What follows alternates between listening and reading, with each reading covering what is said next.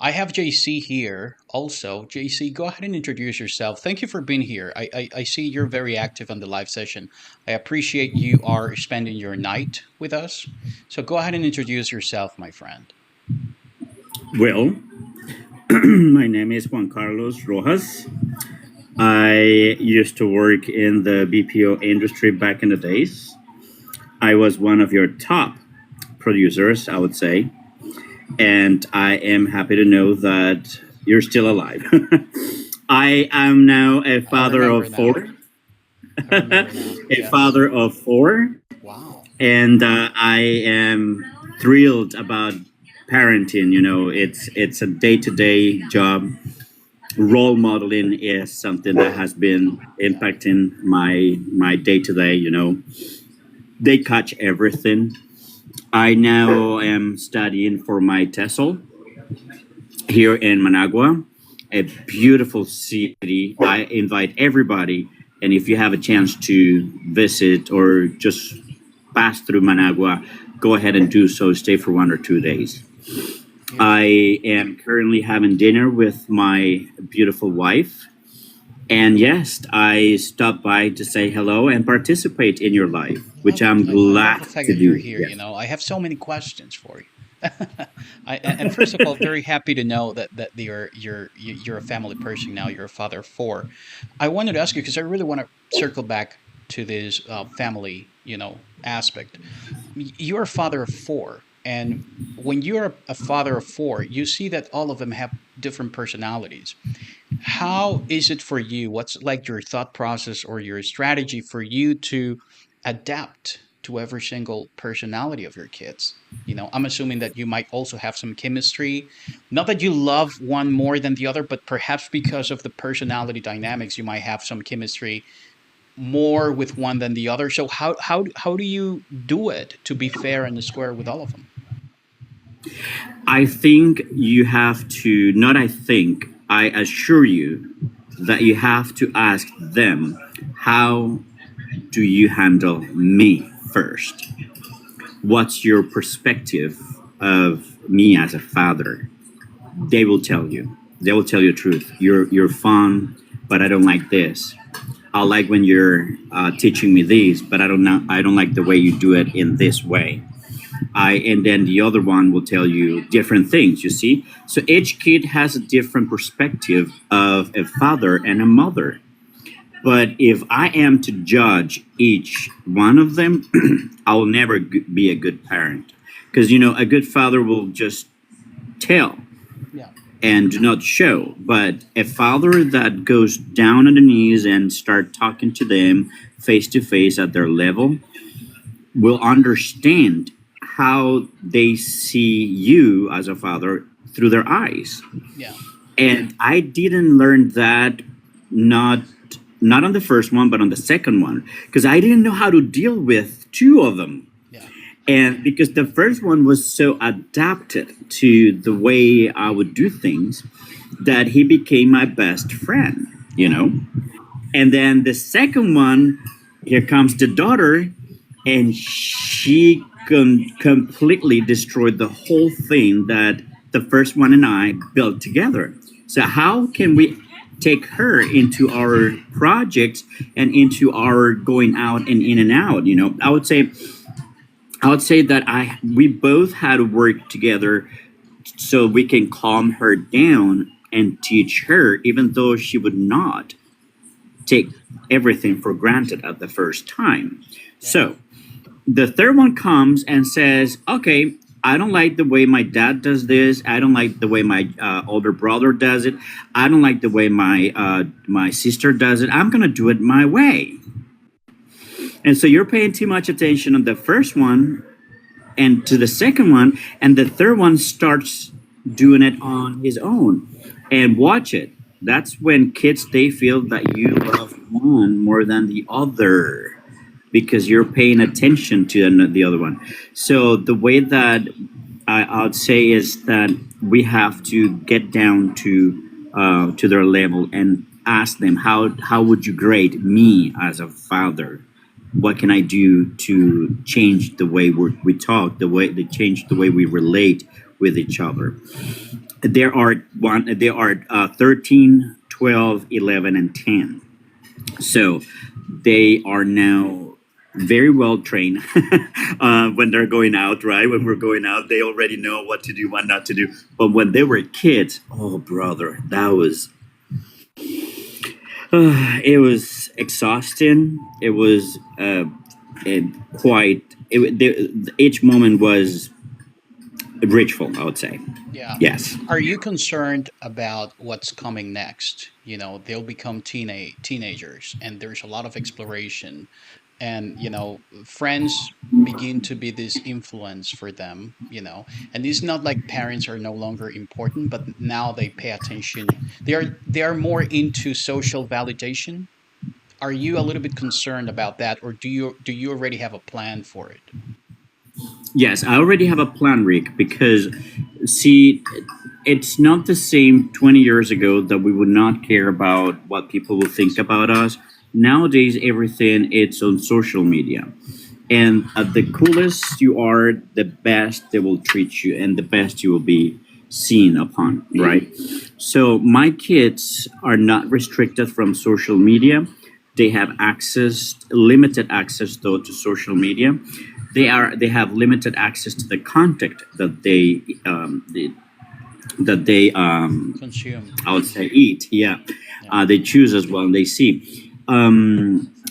As a I was a young dad, you see, so I know what they're going to go through. So I'm preparing myself on plan B for everything. See, you see, one is 13 years old, and he will eventually say, "Dad, I like this girl," and then I just have to be supportive. Then the one that's my daughter, she she's been telling me, "I like this little kiddo," and I'm like, "Well, that's okay to like someone, but don't expect everybody to like you back." That's another thing because girls they think because I like you and I'm a girl, you have to love me, but that's not 100% sure because that's not the way it works. So I am having a plan B for each one of them, and I don't have to single one of them in terms of what's going to happen because everything can happen, Yeah. especially when they're entering to be a teenager, right? Yeah. But I love what you're doing in terms of, supervising the content. I think that's 50% of the job done. And what you said is true. 20 years ago, we would go outside to play with whoever, like you don't know who, and your parents would be like, I don't know, maybe he's playing outside, right? Like they wouldn't be 100% engaged. I think parents nowadays are more committed. Um, I want to switch gears a little bit now that I have you here. We used to work together, I think 10 years ago, something like that. And technologically speaking, things were different. Now we have this AI thing. Do you think this BPO industry has an expiration date right now? Do you think these guys are about to disappear? Or do you think we still need this human connection? We're always going to need people on the other side of the phone to have this sense of, humanity from the customer experience standpoint. Or do you think these guys are just going to disappear? What do you think? I'll give it probably top 8 years, So Rick, it's going to for the disappear. BPO, Okay. that expiration date. I'm not sure if you're familiar with Gemini. Yeah. You can It's talk to insane. this guy. It's insane. It's insane, and he sounds so natural. Yeah. So they are getting all of the questions out of him. They will put him into any kind of job. So when you call in, this guy is going to answer all of your questions and order everything that you have and fix everything in your account. Now, here's the another part. That's going to be dangerous because this guy is going to have access to everything with reference to my account and my bills and everything, right? So I think that it will take a while for them to acknowledge the fact that it will expire. And people who are basing their life or they're living their life based upon the BPO industry, if they are not in the Sigma level, they will also, have an expiration date. But agents, supervisors, learning specialists, second contact companies, they will expire Yeah. eventually. Can we talk Gemini is about that for insane. just a second? Because like a couple of days ago, I saw a post of a camera guy on a helicopter, and the post was about like the post said, in 20 years, the helicopter guy and the camera guy went unemployed because of the drone. Like the drone put those two guys out of business. Mhm. Based on your perspective, what industries, because some industries are going to completely disappear, some industries will have to adapt, and others will have to die. In your opinion, what are the first industries that come to your mind that you think are going to disappear first? Like you say, like these ones are the first that are going to die. Um, have you noticed that Canva already has AI Yeah, yeah. and Pioneer? I'm not sure if you're still with it. You know about Pioneer. Pioneer has AI included. Everything has AI included now. So customer service, it's going to be the first one to, disappear. Reasons why. Number one, AI, it's giving you so empathetic answers that they sound so natural. But then, second, they will solve your problem. So, what a customer is looking out there, it's number one, someone that can understand me, relate to me, and number two, someone that can fix my problem. And we used to do that. We used to be empathetic and problem solving agents. So, this guy is doing it. So I think customer service will be number one. Number two, editing. Editors will disappear. You Everything mean related video to editors editing, or video editors, press editors? even website editors will disappear. Okay. You will just put prompts into AI. And as a matter of fact, try it. Ask ChatGPT, give me a prompt of a woman eating, sadly, a meal and she's missing her husband. And GPT will do the prompt. You take that prompt, put it into Canva AI, and Canva will generate 4 images. So you don't have to pay $40 for it anymore. It's there. It's insane. Yeah. And number three, I would say, just to finish with that list, I would say that trainers will disappear Yeah, in I all agree. aspects. Health trainers, physical trainers, mental trainers, even the trainers that you had at your company, I they will agree. disappear because AI will train them much better. Yeah, I'm thinking about the entire, education landscape because there's no point on absorbing information again. Like your responsibility as a student shouldn't be absorb information. You already have the AI to give you the info. I think it's about learning. Do you remember like when we were in high school and we were using the calculator and your teacher would tell you, Ricardo, don't use the calculator because when you grow up you're not going to have the calculator in your pocket. Well, it turned out that you got the calculator in your pocket, right? like Yes. like it never went away.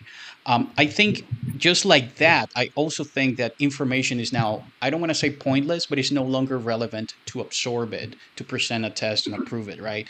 Do you think that the education industry is also going to have like this big chunk of approach as well with this AI thing? If we were talking about a grade level, no. Because if you think about it, education hasn't changed for the last 100 years. Yeah. We still go to school, we Yeah. still have a classroom, we still have a teacher. So Yes. teachers, they It's so won't interesting, be right? That's replaced. one of the industries that Yes, never change. Yeah. that industry will never change. Reasons why, it's because we still need the empiric knowledge. Teachers, they teach life in their classrooms, their experience in their classroom, and a machine cannot change that. Now, if we're talking about college, yes, that's something different there. The reasons why, because people are looking into the less I study, the better it is. Some of them, they will change their teachers to AI. Now, AI is something that has replaced many aspects of the teaching process. For example, I can put in ChatGPT, give me a master class of business English, and the thing will go for I don't know, 5,000 words, 6,000 words, and everything is so comprehensible, and you need the input, the comprehensible input. So ChatGPT, it's a comprehensible part, and you put the input, your knowledge, your experience. So in a college or university level, yes, both they have to go hand to hand. But primary school, kindergarten, I am sure that will never change, or at least so far will not change. Say for another 100 years, I would say. I'm not a prophet, but I'm just saying it hasn't Right. changed in the last 100 years. It will not change now. Right. Do you feel more optimistic? Do you feel optimistic about AI? Do you think more optimistic than pessimistic about it? Do you think it's going to be an exciting future, or do you think it's going to be more dangerous? If you're using AI to replace your thoughts, then you're It's doing going to it be very wrong. dangerous. Yeah. Yes. But if you use AI to support your thoughts, then you're going the right way. For example, talking about that masterclass, I didn't like parts that this thing put out there that were too rigid. I didn't like it. So I say, give me a better approach in a personal way to teach this part. And it did it. So then I liked it. So I take it, I change it, I put my own words, I put my own thoughts, and I put in my experience that I had based on that specific aspect. For example, say something that a customer calling upset. So AI did this, but I didn't like it. So I put my own experience into it. So again, it will give you the comprehensible part. I add the input there. So it will match. Yeah. I love what you're saying. If it's going to replace your thought process, then we are in a very dangerous territory. If it's going to Exactly. complement your creativity, then it's definitely good. It seems to me, though, that it's going through this laziness path. It seems to me. Well, I'll tell you something. I was impressed by a professor, and when he said, something, you can use AI. Wait, hang on. What? What are we talking about? And then he said, Yeah. no matter what, I'm going to check, if the whole thing is AI. So then, yes, you see there, he knows what he's doing. He knows you can use it, but do not. If I put it to AI check and it's 100% AI, you're done. You're doomed. That's it. Yeah. Bye bye. But if say it is 10 or 15%, I think, Rick, that what is what is acceptable, it's is it 15 or 20? I can't remember. I read something about it that you can submit your papers, your essays, or everything, your homework, but it cannot be above that. I think it is 15 or 20% AI.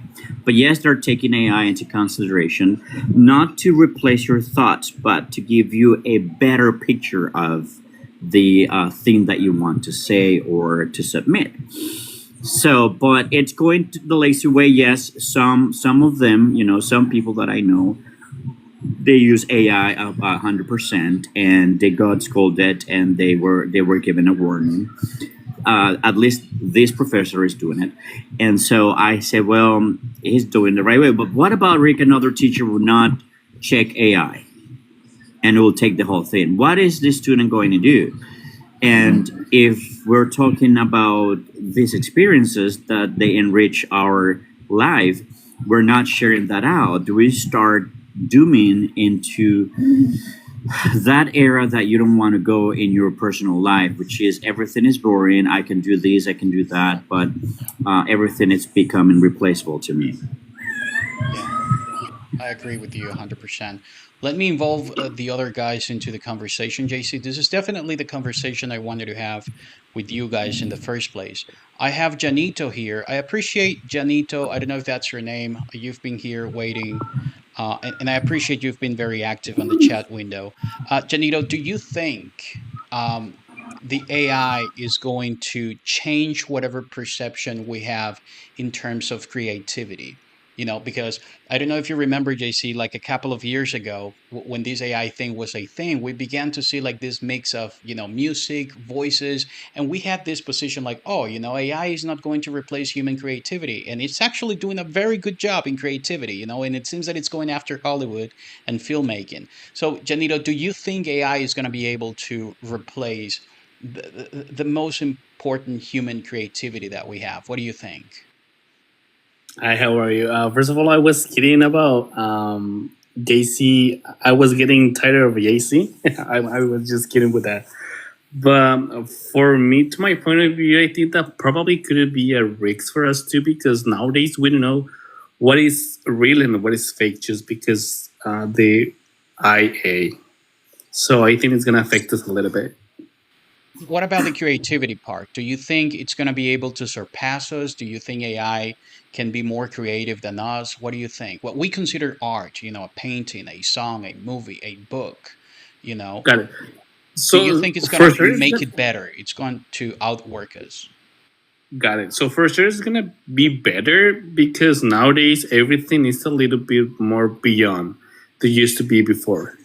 So yeah, for sure, it's gonna help us to the IA. It's gonna be better now. That's what I think. Okay. I'm going to It's ask you gonna the be same question I asked JC. Do you feel positive about the future, or do you feel afraid about the future? being honest with you. I feel a little bit afraid of it. Afraid of it because nowadays a machine can replace us and they can do our job, and probably some people it's gonna be affected because of that. Okay. Okay. So you're a little bit afraid about it. What aspects or what fields of life do you think AI is going to help us to reach? The first thing that comes to my mind is this collective effort that we have to reach Mars. I think with the AI, the specialty of AI is automating and doing complex calculation, and a part of the big headache that astronomy has is that, calculate, project, and those things. That's AI's specialty. Do you think AI will play an important role in taking us to Mars and improve whatever space experience we're going to have in the next 50 years? What do you think?